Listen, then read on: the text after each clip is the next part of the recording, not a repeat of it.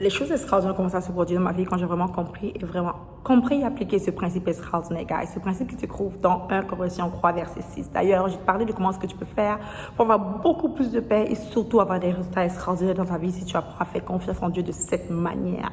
Alors, un jour, je me suis mis à être super stressée, anxieuse parce que mon entreprise ne produit pas vraiment des résultats positifs comme je veux. J'avais mis beaucoup d'objectifs, comme un gros objectif d'ailleurs pour mon année. Et on était presque au milieu du mois, puis non, on était plus après le milieu du mois, peut-être comme au 7e mois, au 8e mois de l'année, et rien ne s'était vraiment produit. J'étais complètement déçue, honnêtement. Et je suis en train de dire, Seigneur, qu'est-ce qui se passe, que je dois faire? J'ai jeûné, j'ai prié, rien ne se produisait. Et je tombe sur ce verset biblique qui m'a vraiment béni. Et ce verset va comme suit. Dans 1 Corinthiens 3, verset 6, dit ceci. J'ai planté, Apollos a arrosé, mais Dieu a fait croître. Je vais répéter ça. J'ai planté, Apollos a arrosé, mais Dieu a fait croître. Et quelques secondes plus tard, je me rends compte qu'en fait, que j'ai cherché à faire croître mon entreprise, mais faire croître mon entreprise n'était jamais mon travail. Mon travail était de planter. Le travail de mon équipe était de arroser. Et c'est à Dieu de causer la croissance. Maintenant, regarde ce qui se produit pour moi. Dès que j'ai compris ceci, j'ai arrêté de m'inquiéter par rapport au fait de faire croître. Je commençais à me concentrer sur planter. Planter et planter et planter et planter et planter et m'assurer bien sûr que mon équipe de travail arrose. Et nous étions choqués de voir comment subitement on a commencé à avoir des résultats extraordinaires.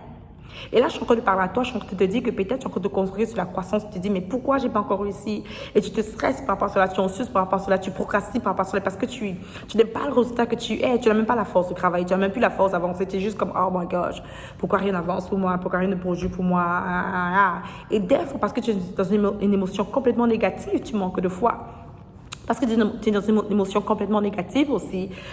Ta vibration négative attire des résultats négatifs. Des fois, tu manques de foi. Et parce que tu manques de foi, tu ne peux pas agir pour toi. Parce que tu manques de foi, tu es dans le doute, tu es dans le questionnement, tu es dans la peur.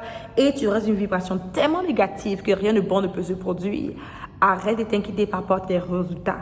Tout ce que tu dois faire, c'est de te concentrer sur la sémence. Est-ce que tu es en train de s'aimer? Et encore, est-ce que tu es en train de tellement s'aimer au point que tu te garantis d'avoir des résultats?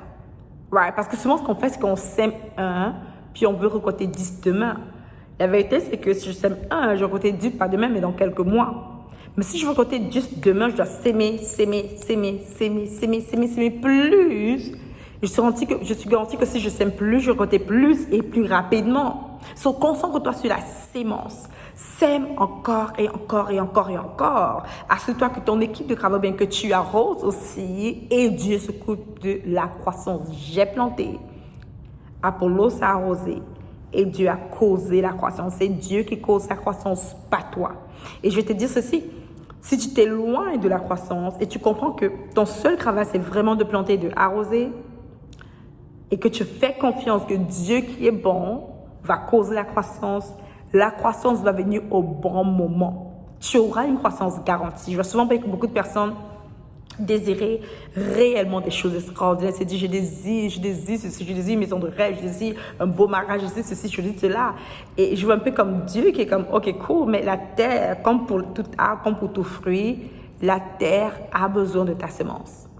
Imagine chaque jour marcher au bout de la terre, dire à la terre, oh, je désire avoir un manguier, je désire avoir un avocatier, je désire avoir des épis de maïs. Et la terre est comme, cool, je vais aussi t'offrir tout cela.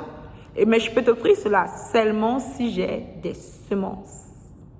Il faut que tu plantes des semences. Il faut que tu plantes des semences. Alors, au lieu de t'inquiéter, va travailler, sème. Au lieu de douter, de te questionner, de t'embrouiller, concentre-toi sur les actions qui vont s'aimer et assure-toi que tu es une équipe, mais que toi-même, tu t'assures de arroser et laisse le travail à Dieu de causer la croissance. Ce simple chiffre a aidé à sauver mon entreprise. Parce que dès que je commence à faire cela, s'aimer, m'assurer que mon équipe de travail arrose, nous étions choqués de se rendre compte que Dieu était au contrôle et il faisait les choses croître drastiquement d'ailleurs, plus rapidement qu'on le pensait d'ailleurs. Alors fais ceci et tu verras ta vie financière et des autres domaines de ta vie aussi par la grâce de Dieu changer. Si tu choisis de appliquer 1 Corinthiens 3, 6, concentre-toi sur la sémence, plante. Concentre-toi sur le fait d'arroser et laisse Dieu la croissance. Laisse le stress de la croissance à Dieu.